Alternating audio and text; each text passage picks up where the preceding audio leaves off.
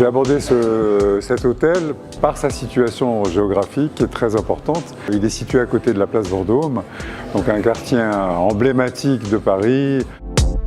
L'identité d'un quartier est extrêmement importante dans toutes les villes.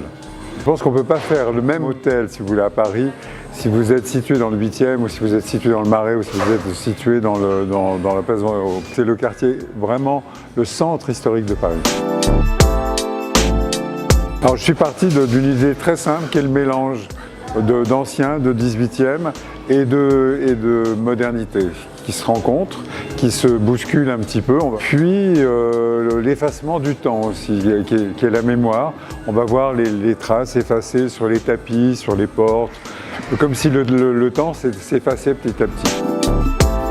Et donc j'ai créé une pièce totalement, la bibliothèque, qui est le centre de la pièce.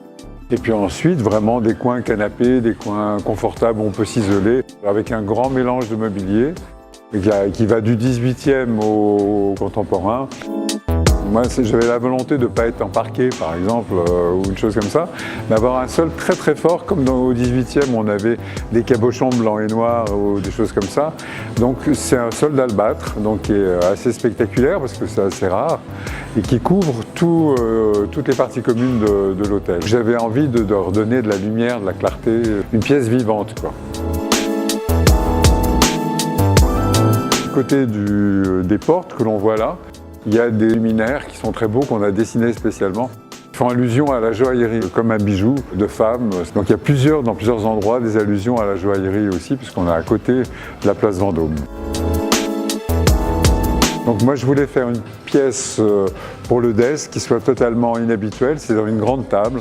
Et vous vous asseyez en face de la personne qui vous reçoit.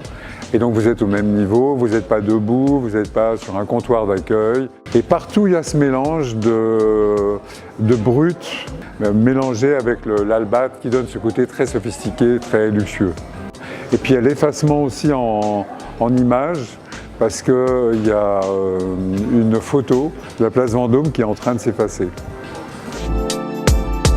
Il y a tous les codes qu'on a vus en bas d'effacement, de tête des tapis. Il y a le même bois, le chêne, qui est le bois français par excellence du 18e, donc on retrouve partout. C'est un tapis de la Savonnerie qui a été repris et complètement effacé.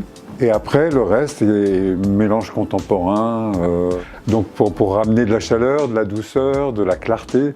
Ensuite, il y a un mur blanc, il y a un mur gris et un mur de lit qui est assez spectaculaire avec des miroirs, des mélanges de photos, avec une présence féminine, donc plus douce et qui aille jusqu'au plafond, comme ce qu'on faisait au 18e, les trompe-l'œil, ça reprend cette idée-là d'image du 18e. C'était la volonté d'avoir des photos un peu oniriques, un peu qui posent question, si vous voulez, qui amènent ce côté poétique aussi que je voulais amener dans l'hôtel, avec des détails assez drôles comme les intérieurs de placards qui sont de couleurs différentes. Celui-là est bleu, l'autre est corail. Donc ça fait voilà, des petits clins d'œil amusants. Le côté luxueux quand même des tissus et du cuir. Mais une grande simplicité, je dirais, une grande clarté surtout, parce que ce qui était beaucoup reproché à l'hôtel, c'était ce côté très sombre et très chargé. Donc voilà, j'ai essayé d'éclaircir, d'agrandir les murs et voilà, d'avoir un résultat très clair. L'idée, c'était vraiment qu'il y ait des miroirs piquetés comme ça, comme au Mercure, comme la partie usée qu'on a vue en bas sur les portes de communication. Donc c'était pour pas que tout soit neuf, quoi, une impression quand même de mémoire qui doit être là.